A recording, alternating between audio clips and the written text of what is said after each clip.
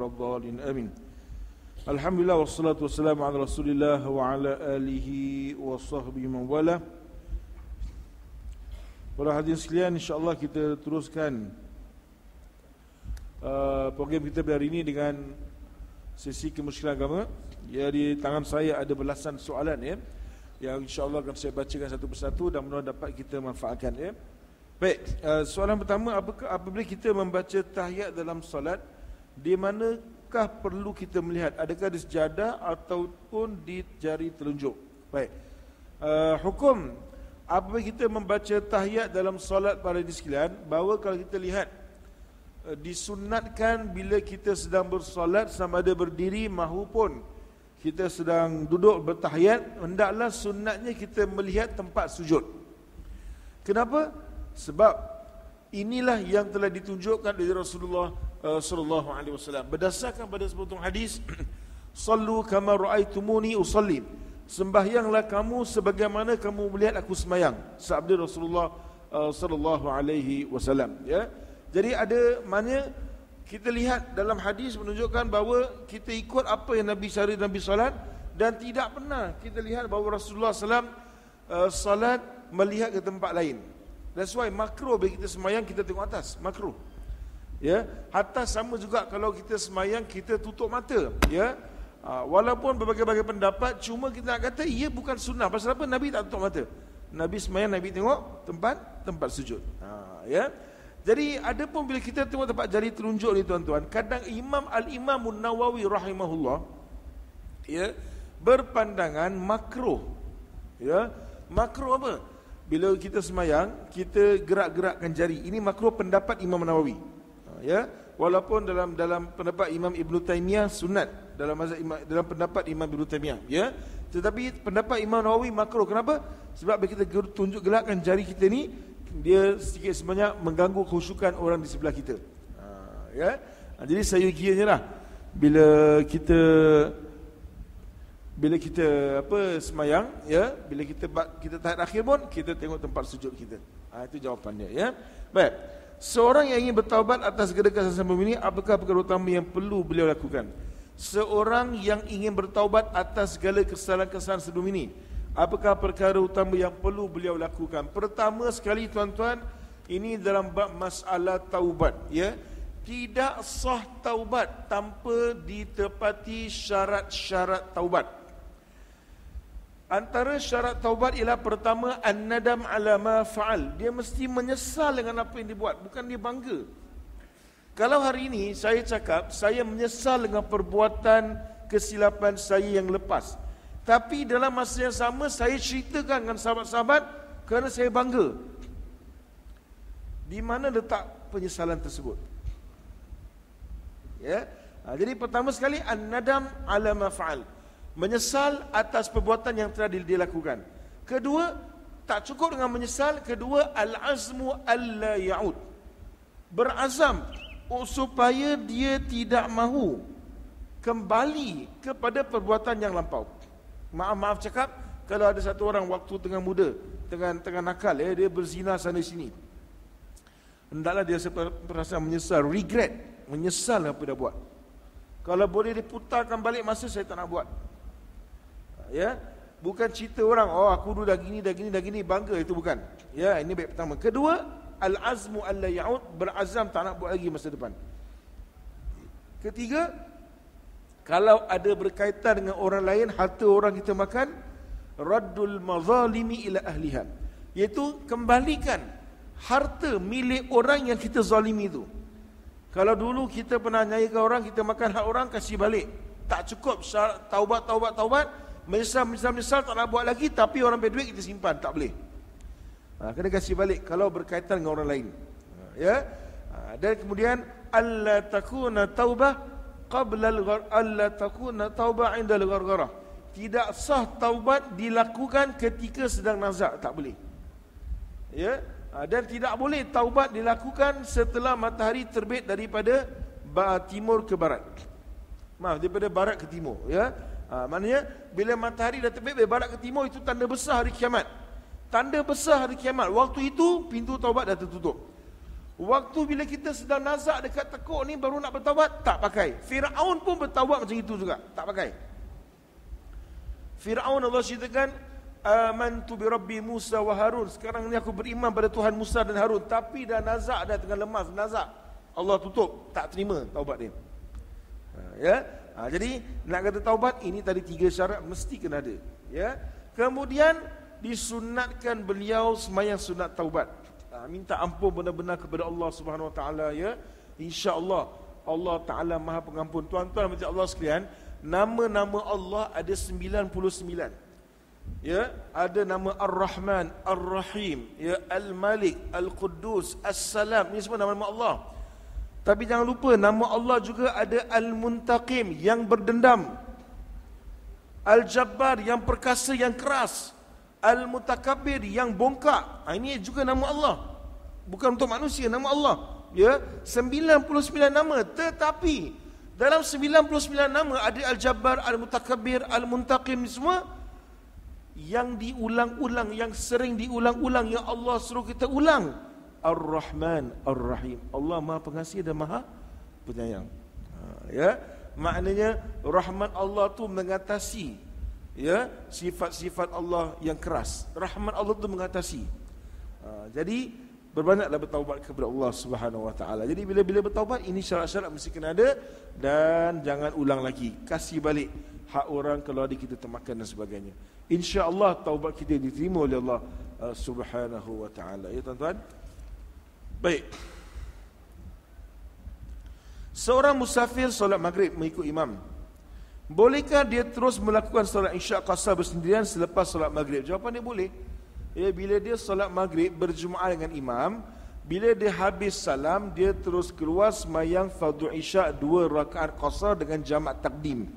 Kalau dia musafir, boleh tak boleh? Boleh. Cuma syaratnya waktu solat maghrib tadi itu dia kena niatkan dalam hatinya, aku jamakkan isyak pada waktu maghrib. Niat jamak takdim mesti berlaku dalam solat yang pertama, iaitu maghrib. Dan asar dengan buat zuhur mesti niat dalam ketika solat zuhur. Kalau dia tengah sembahyang maghrib tadi, dia lupa nak niat, nak jamakkan isyak pada waktu maghrib, lepas salam dah lepas salam baru teringat, lama kelamaan maka dah tak boleh lagi dah. Ya, pasal apa? Dia tidak niatkan jamak dalam solat yang pertama. Dia kalau dia niatkan jamak dalam solat pertama, lepas bagi salam terus dia bangun sembahyang isyak 2 rakaat qasar, tak ada masalah. Boleh, tak ada masalah, ya. Bolehkah kita makan buah yang jatuh daripada sebuah pokok yang ditanam di tepi jalan? Ini kalau saya kata boleh, ni besok habislah. Ya, macam tuan-tuan, boleh tak boleh? Sebenarnya senang ya tuan-tuan. Bukan hak kita jangan makan, habis itu. Senang aja. Ya. Kalau saya kata kita dengar cerita Syekh Abdul Qadir Jilani, ya, walaupun ini bukan daripada hadis tuan-tuan, ini cerita orang soleh. Tapi bayangkan bagaimana daripada benih yang soleh, benih seorang hamba Allah yang soleh, yang takwa, ayahnya orang takwa, ibunya pun orang bertakwa, benih kedua-dua ni dapat anak yang juga soleh. Maksud soleh kat situ tuan-tuan, kerana bapa takwa, mak takwa, tapi tak didik anak, tak jadi juga anak yang bertakwa. Mesti kena didik. Cuma mudah insya-Allah nak didik. Itu dia. Ya, kadang-kadang ada budak, ya Allah ya Tuhan, ku punya susah nak didik. Maaf cakap tuan-tuan, saya dah tengok. Ya, saya dah tengok tuan-tuan. Ya, bukan saya, kita bukan menghina, bukan, tapi pengajaran, ya. Kadang-kadang kita tengok ada budak-budak ni, ya Allah, ya. Kita awak pergi bertapis ke, awak pergi halfway house ke, awak pergi budak-budak nakal-nakal di tempat ni, apa boys home ke apa, awak tengok nak boleh ke didik budak-budak ni, nak boleh jadi ke diorang ni baik, na'udzubillah, ya. Tak semua orang boleh, ya. Kadang-kadang pun yang tukang jaga pun give up. Dan awak tengok balik background dia macam mana, ya. Dia ada sikit sebanyak mauruthah, orang Arab kata, diwarisi, ya. Tapi kalau mak bapaknya keturunan baik-baik, yalah, mesti kena didik juga. Tapi insya-Allah mudah nak didik. Itu saja, ya. Macam Imam Malik rahimahullah, orang tanya bapa Imam Malik, macam mana kamu dapat anak macam gini punya hebat? Boleh hafal hadis 700,000 hadis, sangat bertakwa, sangat wara', sangat beradab, ya. Sampai alim besar macam gini, raja pun dengar cakap dia, fatwa-fatwa dia, ya. Macam mana kamu dapat seorang anak macam ini? Bapa dia jawab apa? Aku didik Malik ini sebelum dia lahir lagi. Maknanya apa? Maknanya ibu dia tu dia didik. Ya, mana daripada suami yang soleh, isteri yang soleha, didik anak betul-betul, jadilah anak yang soleh insya-Allah. Itu maknanya. Ya. Itu tujuan dia tadi itu. Jadi kesimpulannya dekat soalan ni tuan-tuan ya, bila kita antara benda yang kita nak ni, bila kita nak dapat anak yang soleh ni, kita kena ada baiknya kita tunjukkan dululah kita bukan setakat soleh, kita warak. Ya. Apa beza orang soleh dengan orang warak? Soleh ni orang yang buat perintah Allah, tinggalkan larangan Allah, betul? Tapi warak tu apa? Warak itu orang yang buat perintah Allah, tinggalkan larangan Allah, dan tinggalkan benda-benda yang syubhah. Itu orang warak. Apa makna syubhah? Syubhah ni Nabi sebut, innal halala bayyinun wa innal harama bayyinun wa bainahuma umurun mushtabihatun la ya'lamuhunna katsirun minan nas. Halal itu sungguhnya jelas, haram itu sungguhnya jelas. Di antara halal dan haram ada benda yang tak jelas. Macam halal, macam haram. Orang yang beriman yang warak, dia tinggalkan benda-benda yang tak jelas ini. Pasal apa? Dia selamatkan iman dia, selamatkan dirinya tadi itu. Jadi warak ialah orang yang tinggalkan benda-benda yang syubhah. Saleh, dia tinggalkan benda yang tak baik. Allah larang minum arak, dia tinggalkan. Allah larang judi, dia tinggal. Allah larang makan riba, dia tinggal. Allah suruh salat, dia salat. Allah suruh zakat, dia zakat. Itu orang saleh. Tapi orang warak, semua dia buat, benda yang syubhah dia tinggalkan. Itu beza antara warak dengan saleh, tuan-tuan. Okey, jelas tak? Jadi kesimpulannya tuan-tuan Allah sekalian, kita tak nak ada sedikit pun benda yang masuk dalam tubuh badan kita ni benda yang haram, yang jadi yang jadi darah daging kita. Ya, ini kita tak nak. Kalau boleh biar bersih lah. Mudah-mudahanlah kita tak ada syubhah kan. Jadi bila jalan-jalan tepi buah-buah tepi jalan ni sebenarnya yang saya difahamkan. Kalau saya silap, maafkan saya.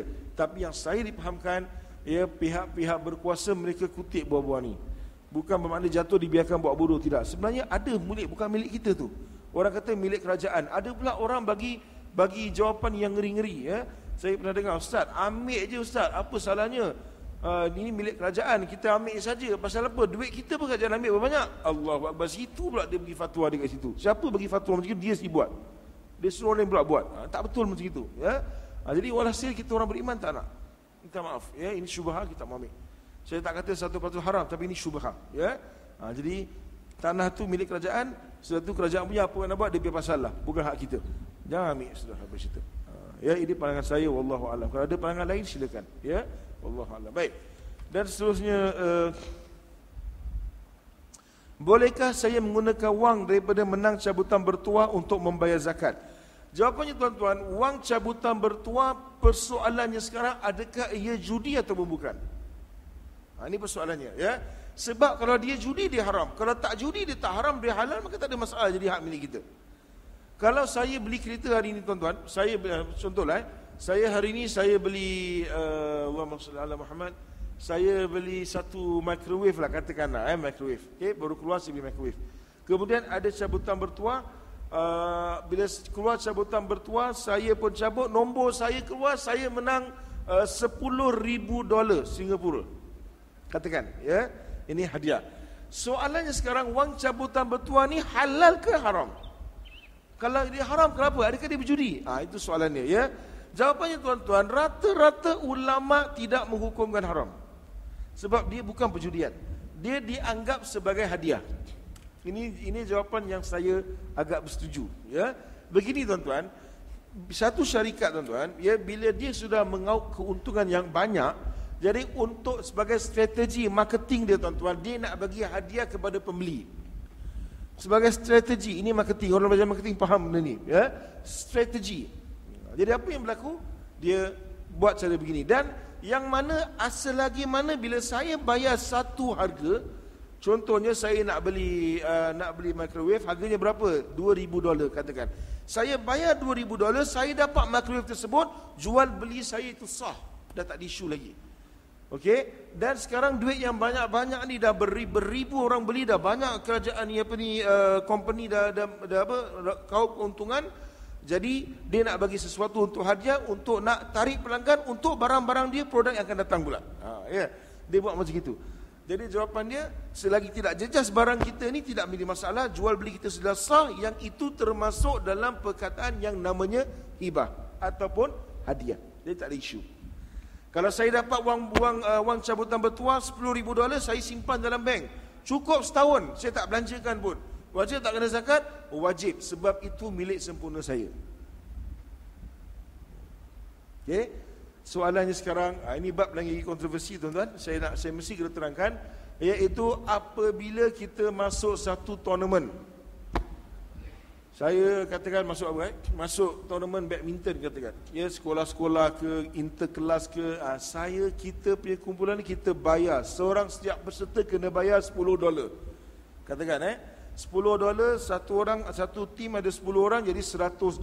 $100 ada 10 tim masuk. 10 tim masuk, satu tim $100, satu orang $10, jadi $1,000, betul?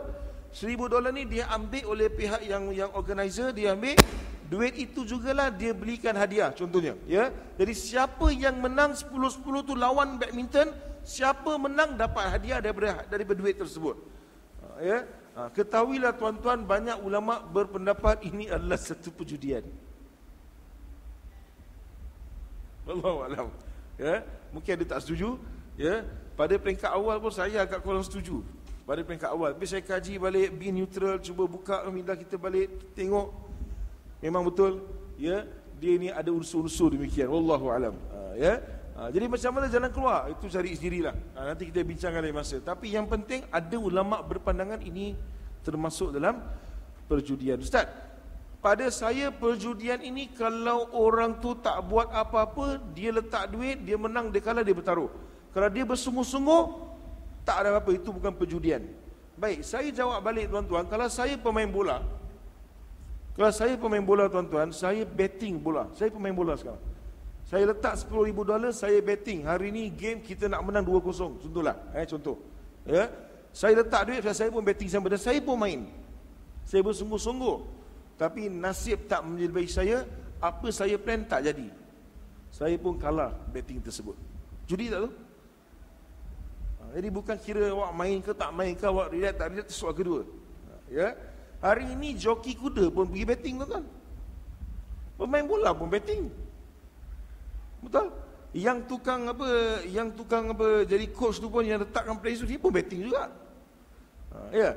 Jadi maknanya betting ni perjudian. Perjudian ni apa? Awak letak sesuatu, awak rugi, awak boleh untung, boleh rugi. Itu maknanya perjudian. Wallahu a'lam. Ya. Okey. Seterusnya tuan-tuan, apakah hukum bagi seorang isteri yang sering menunjukkan muka yang masam pada suaminya, sedangkan suaminya menjaga dengan baik? Contohnya setelah isteri penat bekerja dan membuat kerja rumah, ya.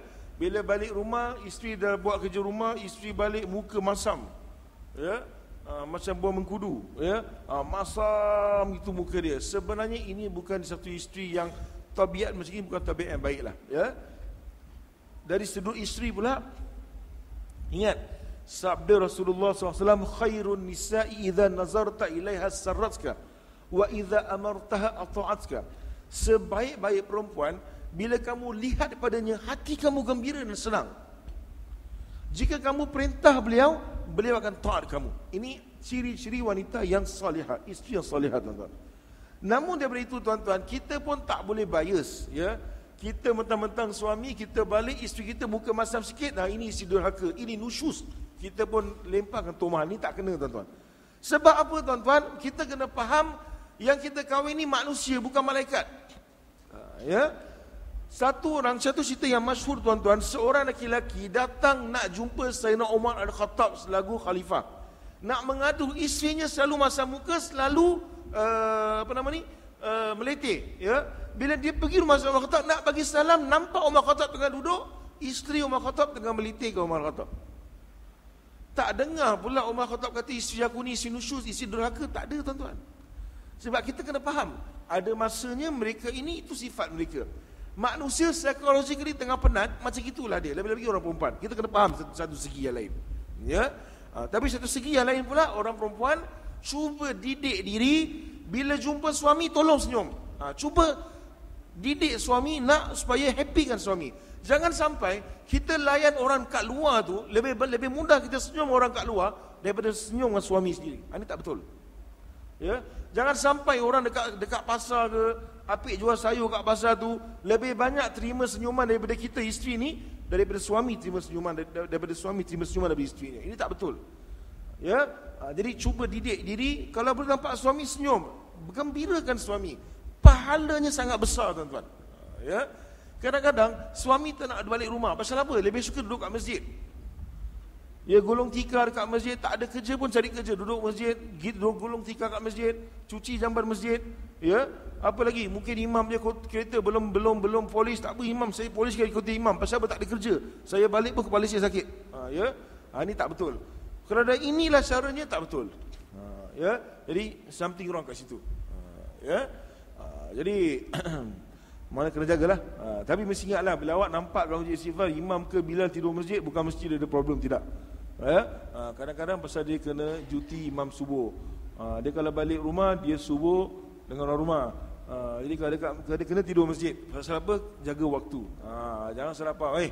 Ustaz ni kat masjid ni, mesti something wrong ni. Tak ada.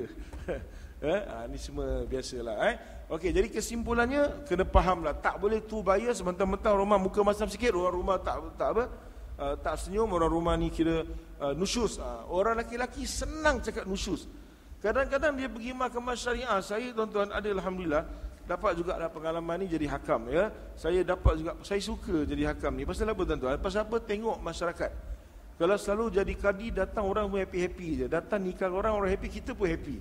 Ya, kalau jalan-jalan lepas 5-6 tahun jalan-jalan jumpa orang, inilah ustaz yang nikahkan saya. Ustaz kenal saya tak? Mana saya kenal awak?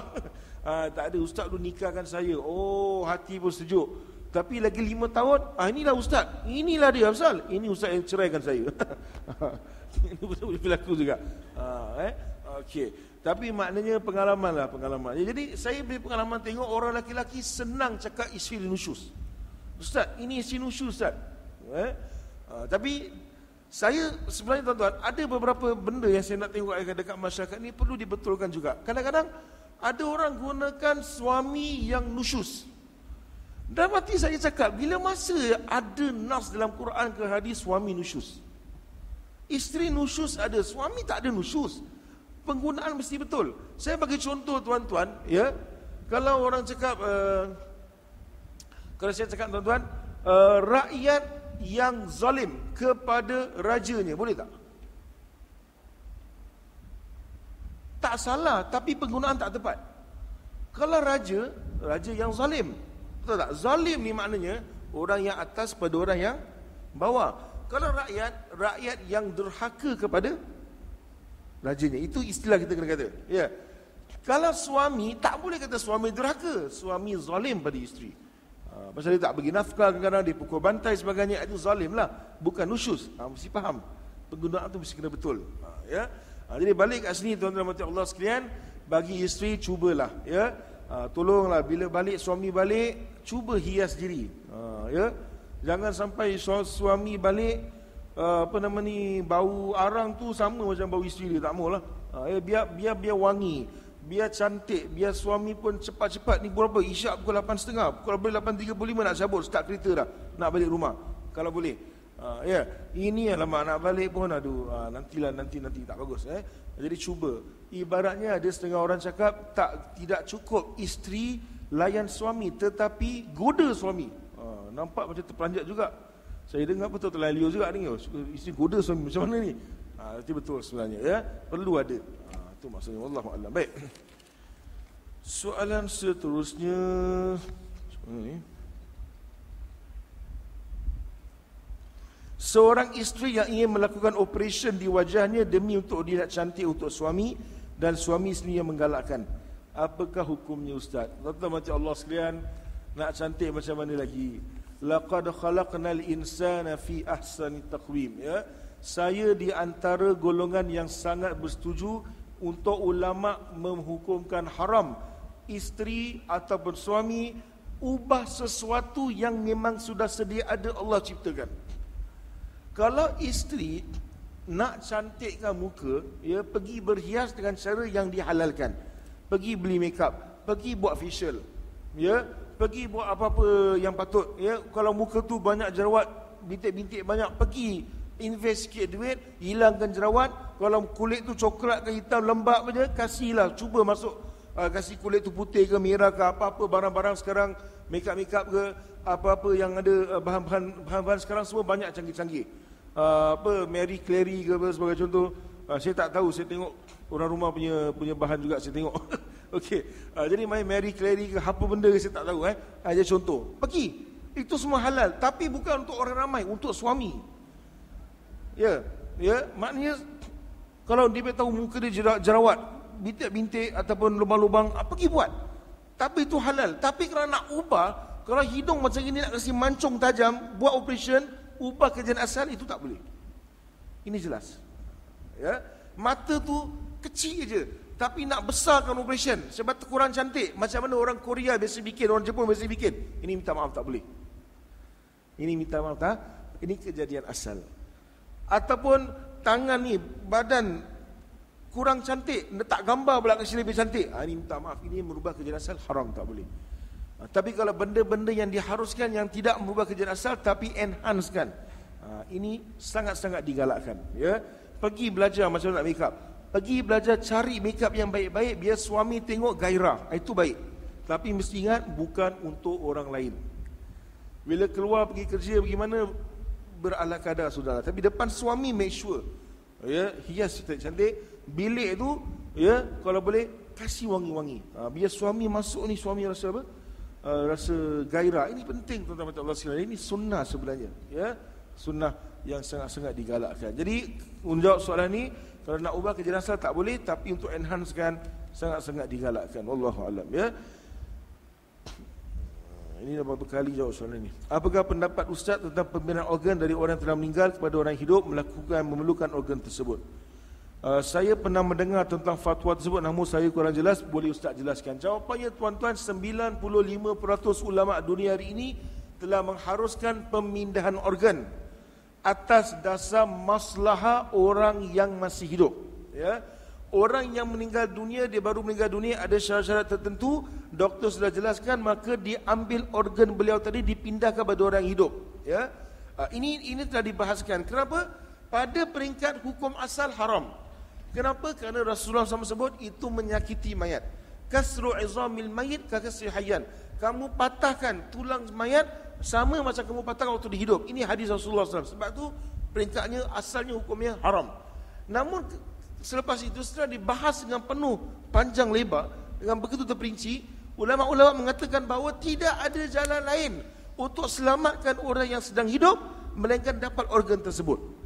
Jadi justru itu setakat ini saya katakan, ya, ulama mengharuskan kerana itulah atas dasar maslahah nak menjaga nyawa orang yang masih hidup. Katakan pada masa akan datang sudah dapat satu cara ubat yang tak perlu buat pemilihan ginjal, maka hukumnya balik pada haram balik. Sebab ada jalan keluar yang lain. Ini jelas dari segi hukum. Wallahu a'lam. Walaupun masih segelintir ulama tetap sampai bila-bila dia kata haram. Sebab mereka berpegang teguh pada hadis Rasulullah yang mengatakan menyakiti mayat, firasat mereka tak dapat terima benda tu. Wallahu a'lam, ya. Okey, saya teruskan lagi. Okey.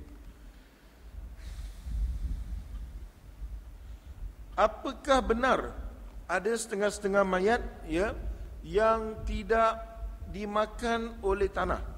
Bolehkah Ustaz jelaskan tentang perkara tersebut, ya? Para hadirin sekalian, pertama sekali, jasad para anbiya Allah haramkan tanah daripada makan jasad para anbiya. Selepas itu siapa tuan-tuan? Orang-orang yang mati syahid dan kemudian orang-orang yang salih, yang takwa, ya. Tuan-tuan dan puan Allah sekalian, kalau kita tengok, ya, satu kelebihan Allah beri pada hamba-hamba Allah yang tertentu, ya.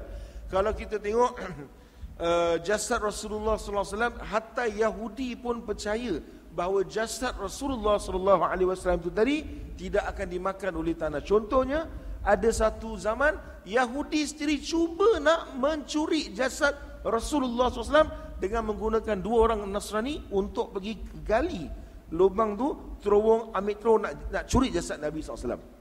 Ya, sampai Allah Taala berikan tanda alamat kepada seorang raja yang adil pada waktu itu, ya, dengan dia beliau mimpi Rasulullah SAW dan ceritanya akhirnya dapat tangkap, ya. Jadi maknanya mereka percaya bahawa jasad Nabi ni tak akan rosak. Begitu juga para anbiya yang lain. Begitu juga sahabat-sahabat Rasulullah SAW muktabar. Dan juga orang-orang yang mati syahid. Tuan-tuan, ada satu kisah mengatakan pernah Jabal Uhud, kawasan perang Uhud, di kawasan tempat perang Uhud itu, tempat kubur Uhud itu tadi pernah dilanda banjir sehingga mayat-mayat itu terbongkar keluar, tuan-tuan, ya. Maka pada waktu itu mereka betul-betul nampak jasad-jasad sahabat-sahabat yang mati syahid dalam perang Uhud, jasad mereka macam mereka masih hidup lagi. Begitulah, tuan-tuan, ya. Sedangkan dah beribu tahun, tuan-tuan, subhanallah. Allah Taala pelihara, Allah muliakan. Hatta hari ini, tuan-tuan, ada orang yang tak mati syahid, ya. Satu kisah, tuan-tuan, di Singapura pun ada, di Malaysia pun ada, di mana macam-macam tempat pun ada, ya. Ada pernah, tuan-tuan, bila kita kata kita gali kubur, sebenarnya gali kubur ni, tuan-tuan, tak boleh suka-suka gali. Haram hukumnya, melainkan ada beberapa keadaan diharuskan. Contohnya tempat itu memang nak digunakan untuk maslahah ramai, tak ada jalan lain, terpaksa digali kubur tersebut, ya.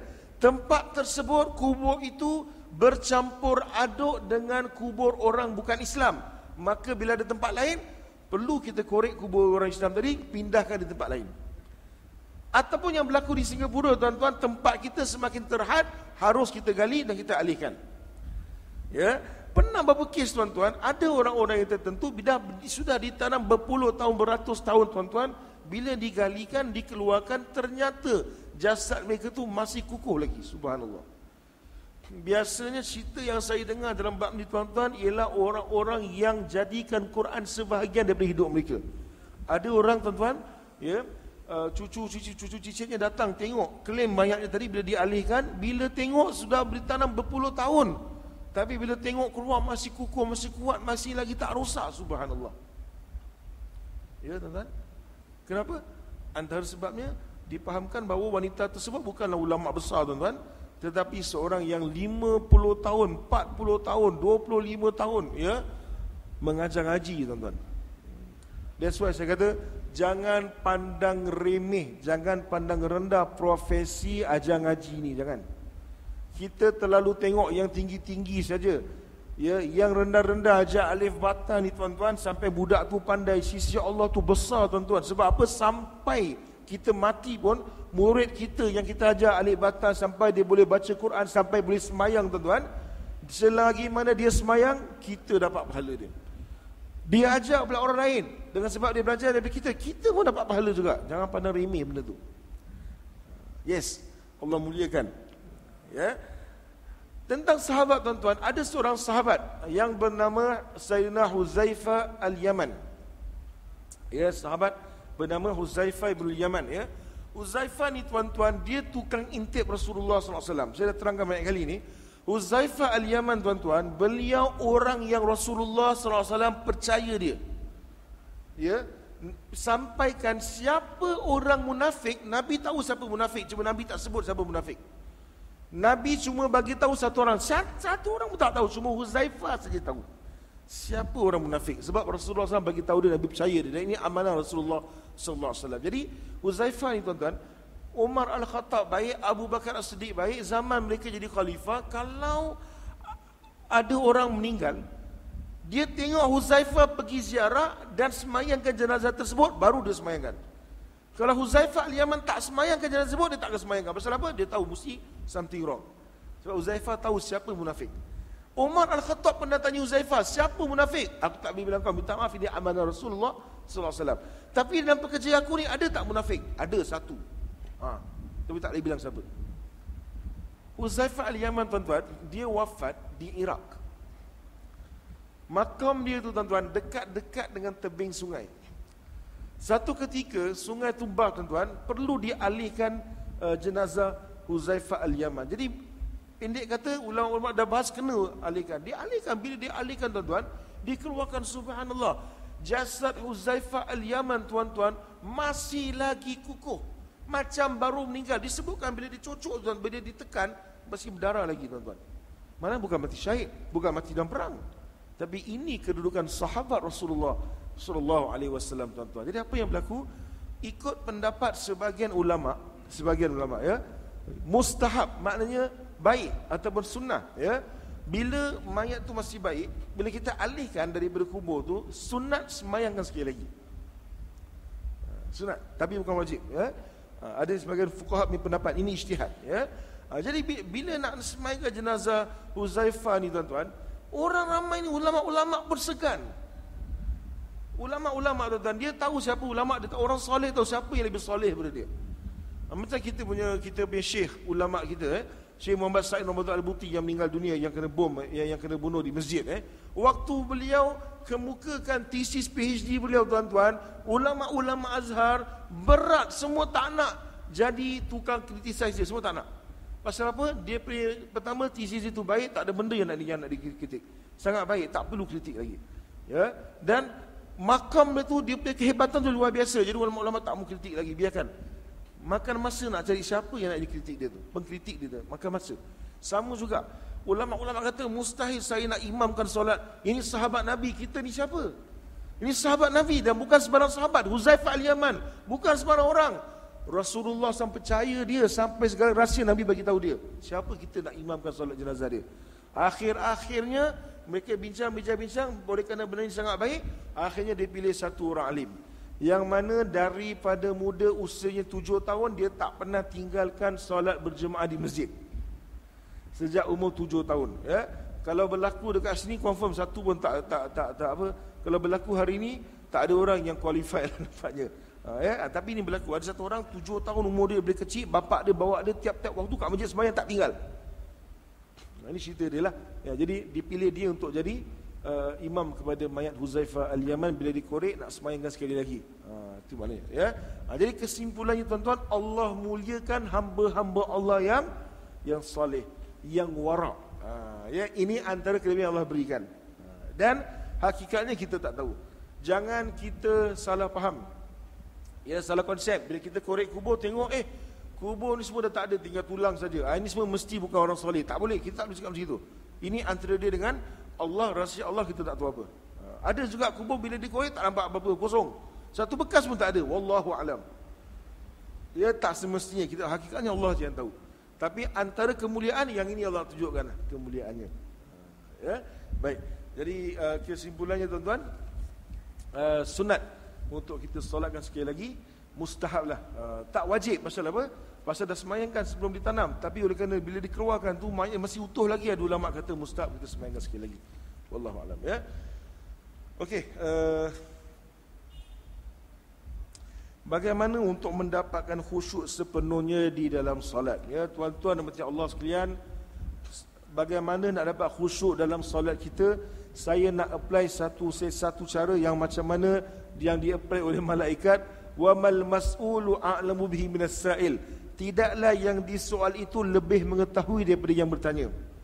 Ya, kalau nak tanya saya macam mana khusyuk, wallahu alam, saya tak tahu. Yang penting semayang. Khusyuk tak khusyuk, bila jangan jadikan satu alasan. Yang penting khusyuk tak khusyuk, solat tetap wajib. Khusyuk tak khusyuk, macam mana khusyuk itu very subjektif. Yang penting berapa banyak solat kita itu dapat mendidik peribadi kita lepas sembahyang tu. Berapa banyak sembahyang kita tu dapat memberi kesan pada kita lepas tu. Apa makna khusyuk, tuan-tuan? Adakah awak sembahyang Allahu Akbar, tak ingat apa-apa, sembahyang terus, orang tepuk pun nak jadi imam pun tak perasan, itu awak kata awak khusyuk? Ini macam mana? Saya nak tanya sekarang. Apa makna khusyuk di situ? Adakah khusyuk awak sembahyang, roh awak tu pergi ke mana? Macam mana? Macam-macam benda saya baca, ya. Tapi masih subjektif pada saya. Ya, kita tak tahu, tuan-tuan. Ya. Ada pula sahabat bila sembahyang cepat. Sayyidina Ammar bin Yasir kalau sembahyang cepat, tuan-tuan, dia tak lambat, cepat. Jangan awak criticize orang alim sembahyang cepat. Pasal apa? Ada sahabat sembahyang cepat. Ya, pasal apa? Pahaman dia waktu sembahyang tu dia tak nak ingat apa-apa selain daripada Allah. Sebab tu dia cepat. Dan zikir lambat, itu terserah. Tapi yang penting tak salah. Ya. Jadi macam mana? Kesimpulan apa yang saya berikan kepada tuan-tuan ialah nak tahu khusyuk tak khusyuk, tengok lepas sembahyang. Lepas sembahyang tu masih lagi zina pun kuat, masih lagi mencuri pun kuat, mengutuk orang pun kuat, makan riba pun kuat, something wrong dengan sembahyang dia. Sebab Allah sebut innas salata tanha 'anil fahsya'i wal munkar. Sesungguhnya solat itu menegah seorang daripada keji dan kemungkaran.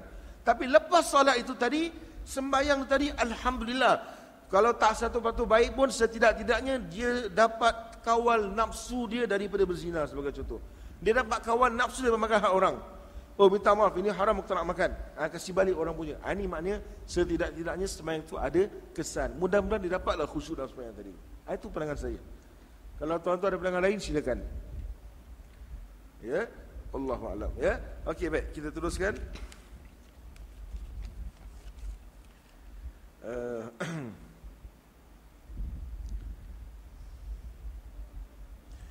Saya pernah mendengar sebuah ceramah yang menyatakan kita perlu memahami apa yang dibaca dalam solat.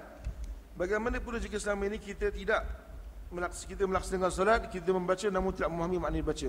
Adakah sah dan berdosa? Jawapannya tidak sekali, tuan-tuan.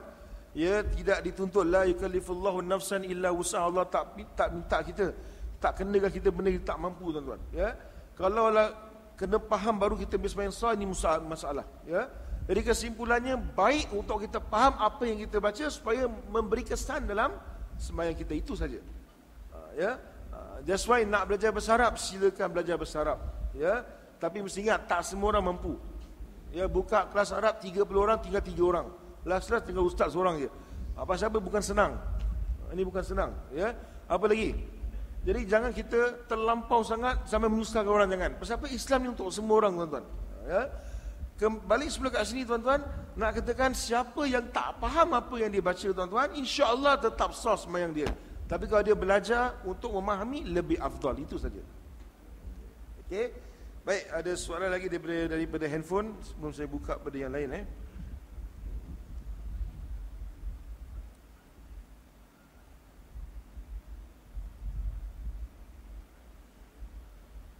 Di manakah batasnya aurat seorang lelaki? Ada berapa jemaah memakai baju yang singkat sehingga menendahkan pinggang belakang apabila sedang rukuk maupun sujud?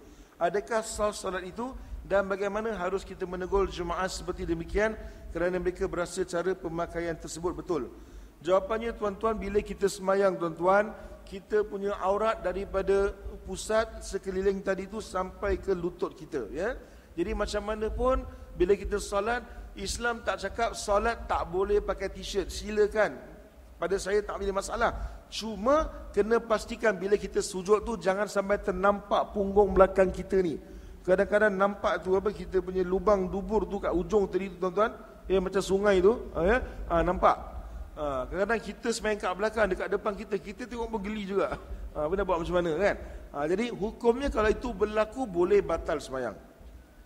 Kalau tak ditutup dengan segera, ya. Kalau lepas sembahyang ada orang tegur, tadi minta maaf awak punya belakang tu nampak, maka kita wajib kena ulang balik. Wajib kena ulang balik sebab dia tak boleh. Ya. Kadang-kadang tengah sembahyang nampak, lepas sembahyang nak tegur orang tu pun dah hilang. Dah nak buat macam mana, kan? Mudah-mudahan dia tak perasan, dimaafkanlah. Tapi kalau dia tahu orang tegur, dia wajib kena ulang balik. Ya. Dan bila kita tegur pun tegur dengan cara hikmah dan bijaksana. Kita ni orang-orang ada akhlak. Kita bukan orang yang seperti koboi ke, seperti Dayak ke, main sembur orang macam itu, tak boleh. Ini bukan Islam. Islam adab. Adab, kalau kita keras dengan orang akan tinggalkan kita. Allah sebut, "Fabima rahmatin minallahi linta lahum, walau kunta fadhan ghalidhal qalbi lan faddu min hawlik." Allah ingatkan Rasulullah SAW, kalau kamu keras hati, kasar, sekeliling kamu akan tinggal kamu, ya Rasulullah. Itu jelas, ya. Jadi tegur cara hikmah. Macam mana satu badui kencing dalam masjid, sahabat nak terkam, Rasulullah suruh sabar. Jangan herdik, diam-diam. Awak pekik dengan dia lari satu masjid nanti lagi susah. Diam-diam, kasih dia tenang-tenang, habis, okey. Rasulullah ajar macam mana cara nak bersihkan najis tersebut. Ini datangnya Rasulullah SAW. Jadi kita ajar dengan cara baik. Bila kita pergi kursus, tuan-tuan, saya pergi kursus ajar macam mana cara nak tegur orang. Dalam hati saya cakap, tuan-tuan, sebenarnya inilah Islam. Islam dah ajar dulu pun. Bila kita nak tegur orang tuan-tuan, ya, kalau kita tegur bom, that's it.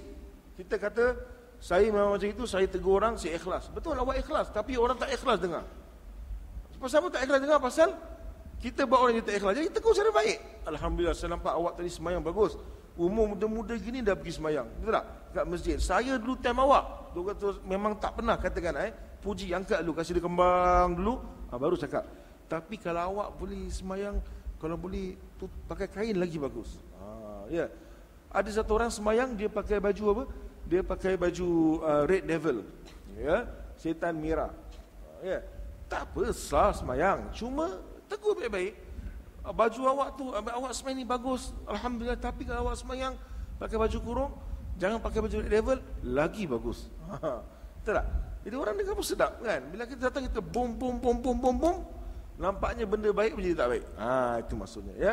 Mudah-mudahan insya-Allah dapat kita jelas kat sini. Jadi kesimpulannya tak asal lah, ya, wajib kena ulang.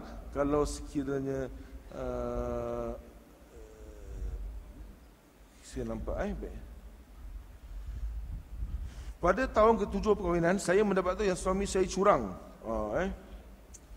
Beliau menjalin hubungan seksual sulit dengan kawan sekerjanya. Obviously I asked for divorce, but he refused. Bukan he refused. Selepas 3 tahun kami masih bersama, tapi saya tidak ada rasa sayang atau hormat pada suami saya lagi. We are together only for the sake of our 2 kids, aged 10 and 4. Jadi apa hukum bagi saya sebagai seorang isteri yang tidak dapat menghormati atau menyayangi suami, sedangkan syurga isteri terletak pada suaminya? Pada pandangan saya, tuan-tuan,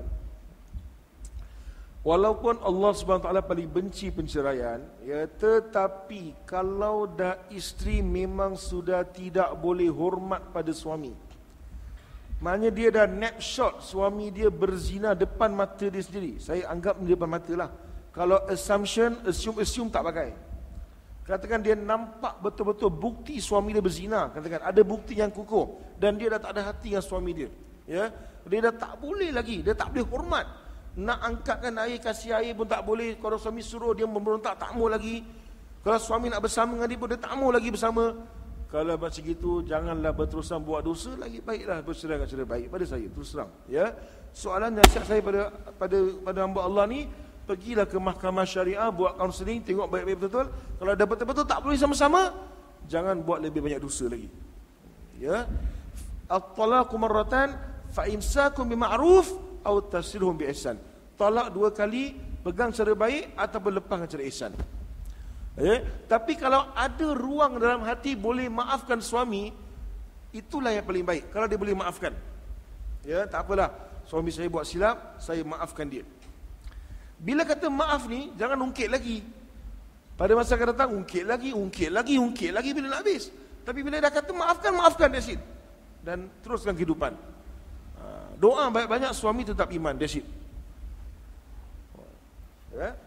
Jadi balik pada beliau lah. Saya tak boleh apa-apa. Kalau saya tak boleh, nasihat saya pergi mahkamah, selesai dengan cara baik. Wallahu a'lam, ya.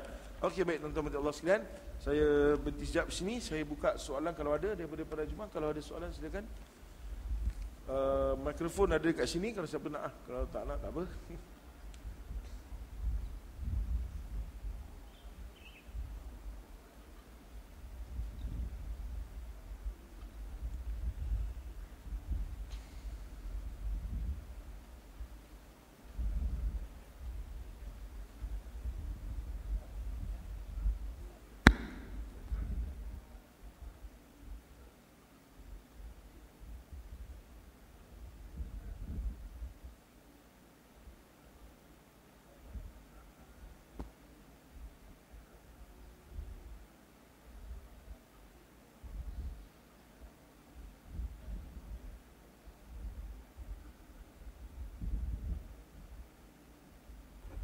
Soalannya tentang 2 rakaat solat sunat fajar atau solat sunat subuh lah, ya. Jawapan dia dua-dua boleh, tuan-tuan, ya. Kita solat 2 rakaat sebelum solat subuh dinamakan 2 rakaat sunat fajar ataupun 2 rakaat sunat subuh. Dua-dua betul, ya. Dan fadilatnya sangat besar. Rakaatul fajri khairun minad dunya wa ma fiha. Ya, satu hadis kata 2 rakaat sebelum sembahyang subuh lebih baik daripada dunia dan seisinya. Daripada hadis yang lain pula, raka'atul fajri khairun min humurin ni'am. 2 rakaat fajar itu lebih baik daripada seluruh nikmat yang ada kat dunia ni. Ya. Jadi kadang-kadang orang panggil sunat qabliyah subuh, ada orang panggil sunat fajar. That's it, sama. Ya. Kemudian saya menjawab soalan Tuan Haji tadi, ya. Jadi kalau saya niat usalli sunnatal fajri qabliyatan, contohnya, ada usalli sunnatal subhi qabliyatan, dua-dua betul. Dua-dua boleh. Ya. Okey, baik. Ada soalan lagi silakan.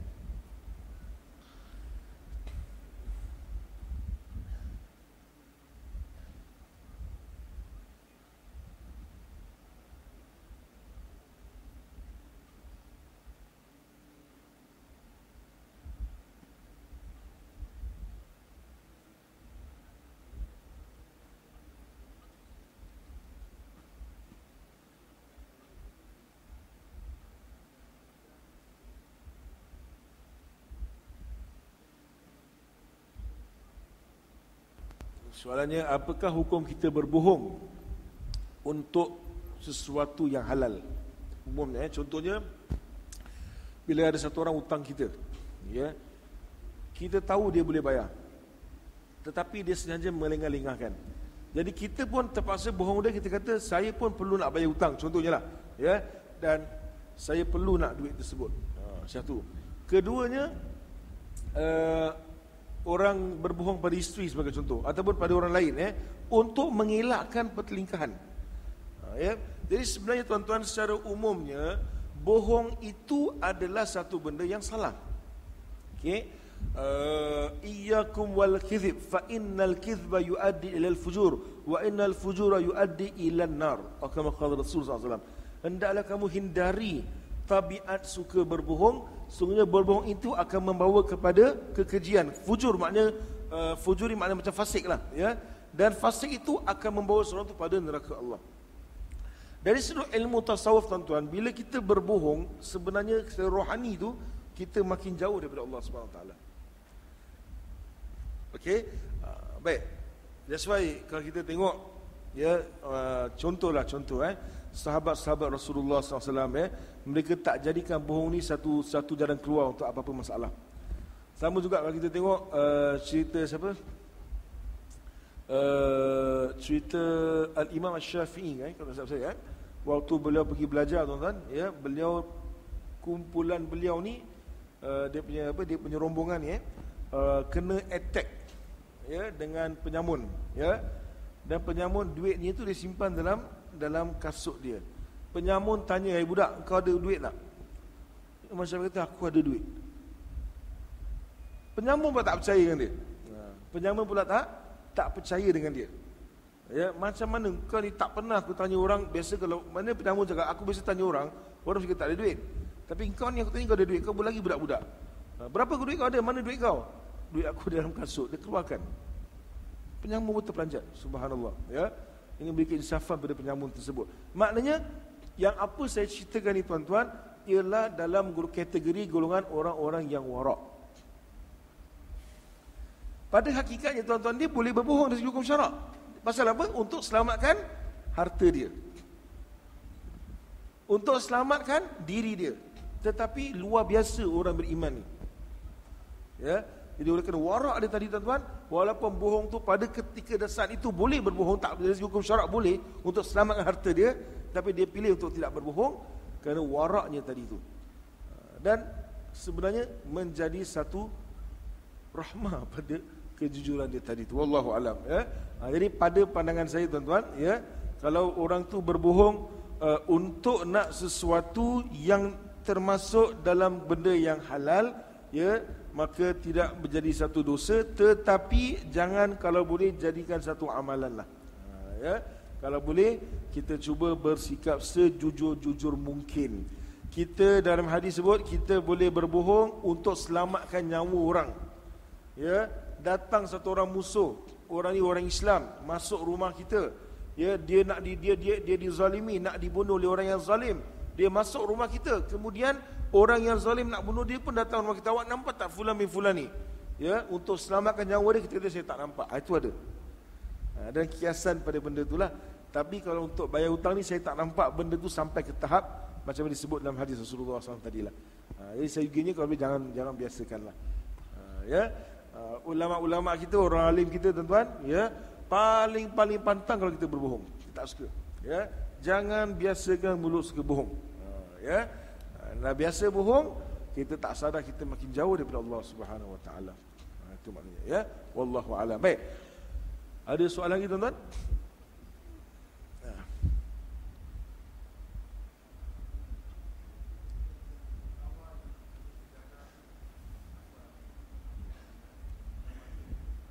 Okey. Sujud tilawah dan sujud sajadah sama juga, dua nama yang berbeza tapi benda yang sama. Sujud tilawah ni dalam Quran ada 14 tempat bila kita baca tuan-tuan, sunat kita sujud walaupun dalam semayang maupun luar semayang. Ataupun kita baca ataupun kita dengar orang lain baca. 14 tempat tu bila kita dengar atau kita sendiri baca, maka sunat untuk kita sujud tilawah ataupun sujud sajadah. Ya. Fadilatnya apa tuan-tuan? Pertama sekali itu sunnah Rasulullah sallallahu alaihi wasallam dan sunnah bacaan yang warid bila kita sujud tilawah atau sujud ni sajadah, bacaannya la sajada wajhiya lillazi khalaqahu wa sawwarahu wa syaqqa sam'ahu wa basarahu bihauli wa quwwati fatabarakallahu ahsanul khaliqin. Ini doa dia. Tak hafal, baca subhanallah wa bihamdi pun boleh, subhanallah pun boleh. Itu maknanya, ya. Jadi fadilat kita sujud ni sangat banyak. Antaranya dalam hadis Nabi SAW menyebutkan aqrabu ma yakunu bihil abdu min rabbih wa huwa sajid. Paling rapat hubungan seorang hamba dengan Tuhannya ialah ketika dia sedang sujud pada Allah SWT. Jadi sujudlah, bila part sujud syukur, sujud sajadah ni baik sujud, sunat hukumnya. Dengan syarat ada wuduk. Ya, tak boleh tak ada wuduk. Ni ulama dah bahaskan dah. Ya. Dan boleh tak satu orang ni dia sujud syukur banyak-banyak. Every day dia sujud syukur. Ya. Sebenarnya tuan-tuan, benda ni dibahaskan oleh alim ulama, ya. Ulama-ulama Syafi'i berpandangan sujud syukur ni bila kita dapat sesuatu nikmat yang jarang kita dapat. Kita tak boleh ada, kalau pendapat ulama Syafi'i kata dia bukan bermakna pasal nikmat Allah ni kita tak boleh kira. Wa in ta'uddu ni'matallahi la tuhsuha. Kalau kamu tak, sekiranya kamu nak hitung nikmat Allah ni, kamu tak akan dapat hitung. Allah sebut, ya. Cuma kalau kita katakan kita nak fikir segala nikmat Allah ni, every masa kita akan sujud. Jadi bukan itu maksudnya, ya. Jadi kalau kita tengok Imam Ibn Hajar baik, Imam Ramli baik, dia mengatakan kalau kita ada satu nikmat yang kita jarang dapat, kita dapat hari itu, sunat sujud. Jadi dia bukan satu amalan yang tiap-tiap hari, bukan. Ya. Namun daripada itu ada orang sudah biasa every night sebelum tidur dia sujud syukur. Okeylah, saya tak menjadi masalah. Cuma pada hakikatnya asalnya bukan begitu. Asalnya ialah bila kita dapat satu nikmat yang besar, kita sujud pada Allah Subhanahu Wa Taala. Ya, Allahu a'lam. Baik. Ada soalan lagi tuan-tuan? Kalau tak ada, okey, saya dah teringat satu soalan. Baik saya share juga daripada semua orang. Sebenarnya ada doa-doa yang kita baca. Okey, saya sendiri pun biasa baca, ya.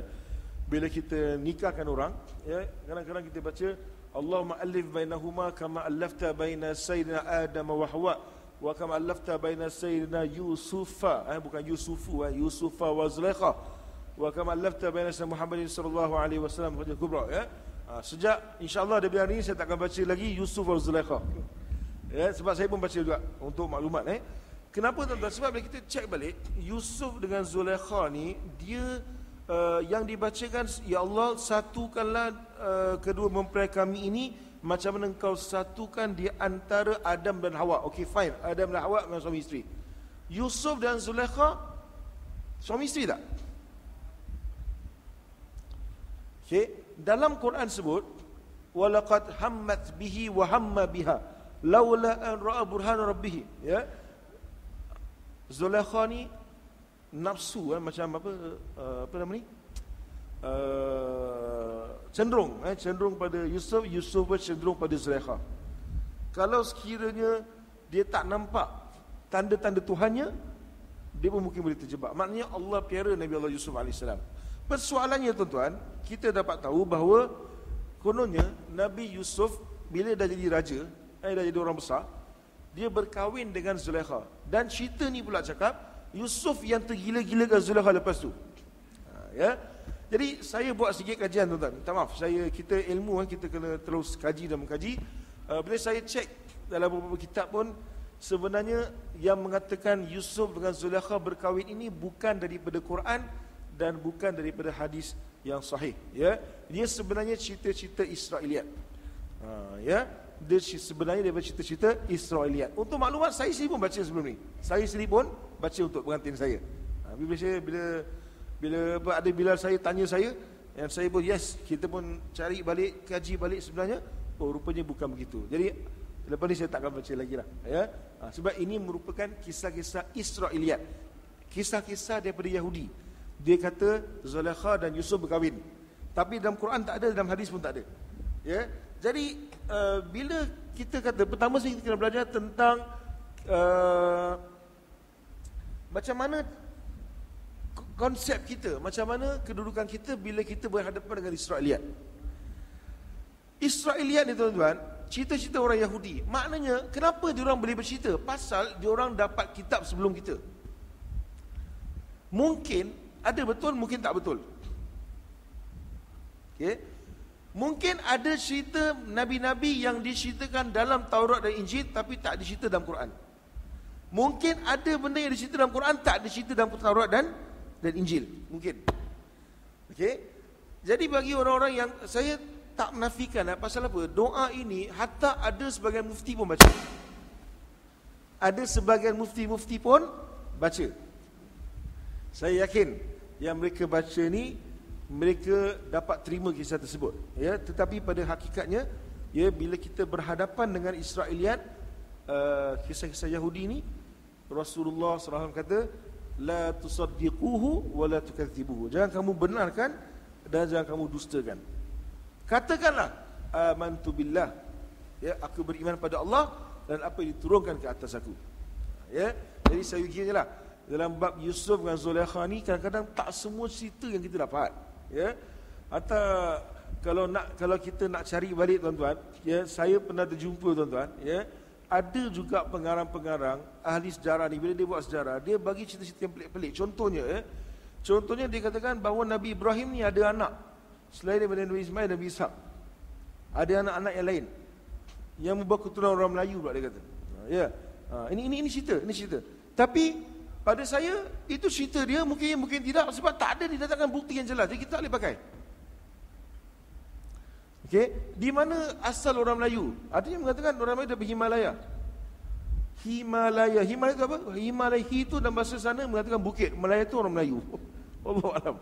Tapi ini ceritalah. Tapi bila berkaitan dengan para anbiya, nak kena jelaskan macam mana, betul tak betul.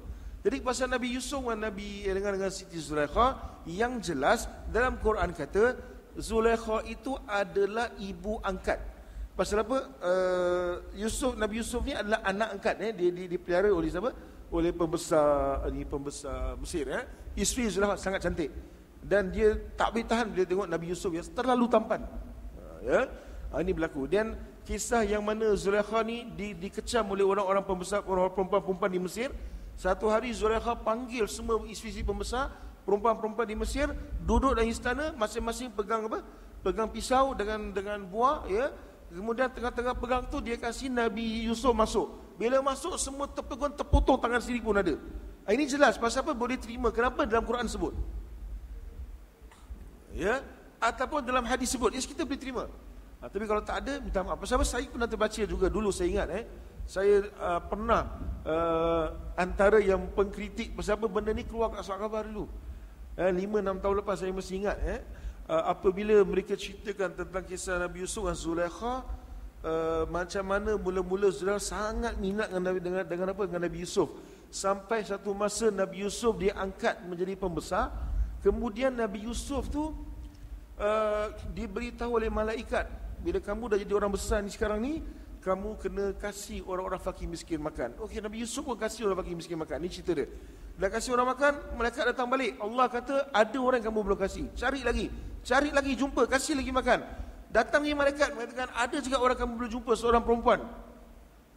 Nabi Yusuf cari, bila cari tengok rupanya itu Zulaikha. Dia kasih makan, lepas tu dia tengok Zulaikha, dia terpegung pula dengan Zulaikha. Ini cerita dia. Akhirnya dia kahwin dengan Zulaikha. Ini cerita dia tuan-tuan. Tetapi ini Israiliyat. Bukan dalam Quran, bukan dalam hadis. Jadi kita tak boleh terima.